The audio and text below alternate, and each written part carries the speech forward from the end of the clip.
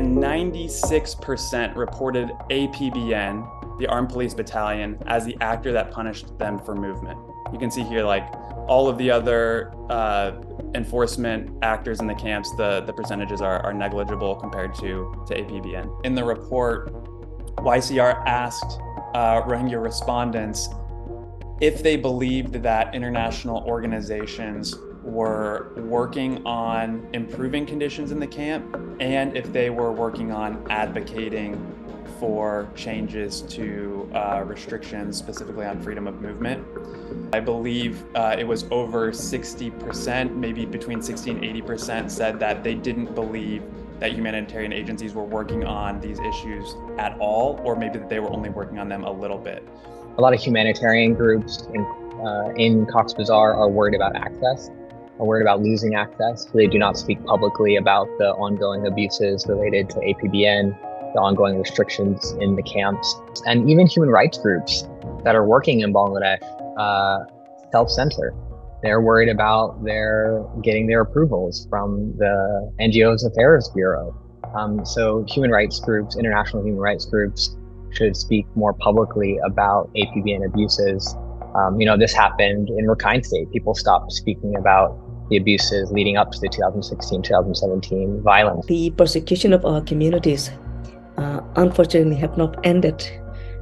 Even after we have escaped to this refugee camp to the neighboring countries such as Thailand, India, Indonesia, Malaysia, etc.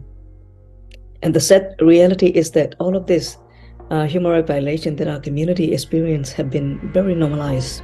I would also particularly like to touch upon the human rights violation that Rohingya women and girls experience that includes sexual gender-based violence perpetrated by APBN at checkpoints, including inappropriate touching, removal of clothes, sexual assault, and rape.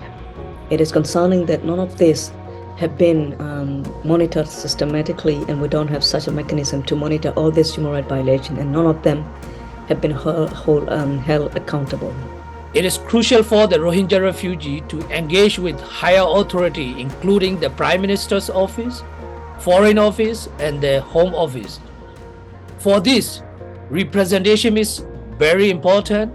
There are dozens of community-based organizations. All of them are doing their work, but they need to form a coalition or an alliance and elect representatives who will seriously raise their voice.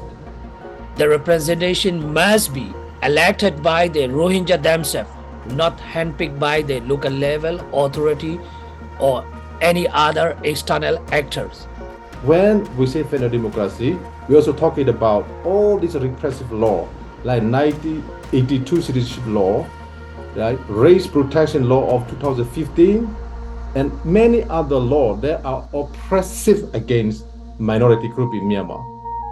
So the root cause of Rohingya crisis is there. It is about discrimination. It is about crimes against humanity. It's about, exclusion.